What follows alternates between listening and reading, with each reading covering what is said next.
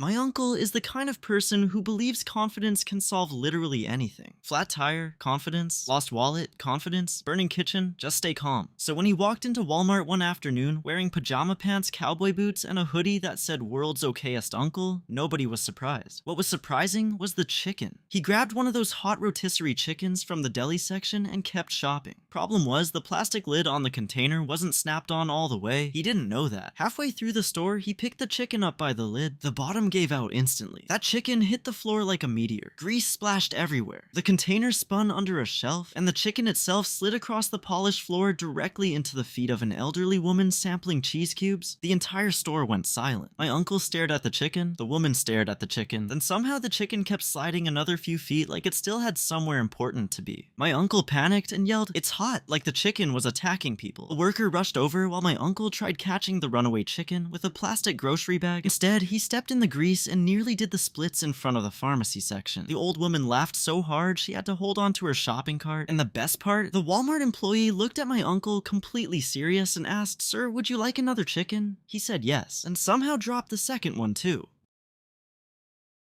The rain started just after midnight. Not the soft kind either. This was the kind that slapped against windows and turned empty streets into rivers. My dad always called storms like that power outage weather, and around 2:13 a.m., the whole neighborhood went black. I was 12 when it happened. The silence after the electricity died felt wrong. No refrigerator hum, no TV downstairs, just thunder rolling across the sky like bowling balls. Then came the knocking. 3 slow knocks at the front door. My mom froze in the hallway. Dad grabbed the flashlight from the kitchen drawer and looked through the peephole. Nobody. But the knocking came again, this time from the back door. Dad opened it carefully, flashlight shaking slightly in his hand, and there standing on the porch was the oldest dog I had ever seen. A muddy golden retriever soaking wet, breathing hard, with a torn red leash dragging behind him. The dog walked straight into our house like he already knew us. Mom tried reading the tag on his collar, but it was scratched up so badly you could barely make out the name. Buddy, the storm got worse. Wind howled outside tree branches, snapping somewhere down the street. Dad said no one would be out looking for a dog in weather like that, so Buddy stayed the night. But around 3 a.m., Buddy started growling. Not loud, low and nervous. He stood near the hallway staring at my parents' bedroom door. Then he barked, once, twice, and suddenly my dad smelled smoke. The old space heater in my parents' room had tipped over onto a pile of blankets. Flames were already climbing the side of the bed. Dad smothered it with towels while Mom called 911 from her cell phone. The firefighters later told us another 10 minutes, and the whole upstairs could have gone up. We kept staring at Buddy after that. If he hadn't barked, we probably would have slept right through it. The next morning, the storm finally cleared, and Dad drove around town trying to find Buddy's owner. A few streets away, near a damaged fence, we found an older man standing in muddy boots beside a collapsed tree. When he saw Buddy jump out of the car, the man actually started crying. Turns out the dog had escaped during the storm hours earlier. The man lived alone, and Buddy had apparently wandered nearly 2 miles through the rain. Before leaving, the man looked at my dad and quietly said, "That dog saved lives before." Dad thought he was joking. He wasn't. Years earlier, Buddy had alerted the man's wife during a gas leak in their old home. She survived because the dog woke her up in time. Buddy died 2 years later. And to this day, whenever storms roll in and the lights flicker, my dad still says the same thing. Some dogs aren't just pets, they're guardians.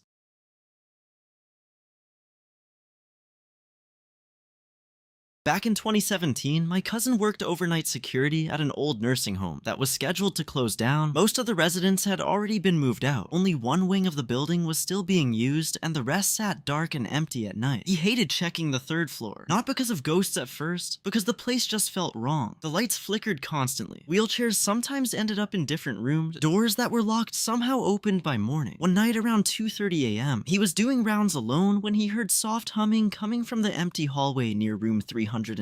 He thought maybe a resident had wandered upstairs somehow, but when he turned the corner, the hallway was empty. The humming stopped immediately. Then one of the motion sensor lights clicked on by itself farther down the hall. He walked toward it slowly. Another light turned on, then another, like something was moving ahead of him. He said every hair on his arm stood up. At the very end of the hallway, he saw a woman standing near the window. White clothing, long gray hair, completely still. He called out to her, thinking maybe she was confused or lost. No response. He started walking faster, and the second he got within maybe 20 feet, the woman turned the corner, gone. He reached the spot almost immediately completely. Nobody there, no open doors, no stairwell sounds, nothing. Just cold air. The next morning, he told one of the older nurses what happened. She went completely pale. Then she asked, did she have long gray hair? He said yes. The nurse told him a former resident had died in room 312 years earlier. According to staff, multiple workers had reported seeing an older woman near the third floor window late at night, always humming. My cousin quit 2 weeks later, and he still refuses to talk about that hallway after dark.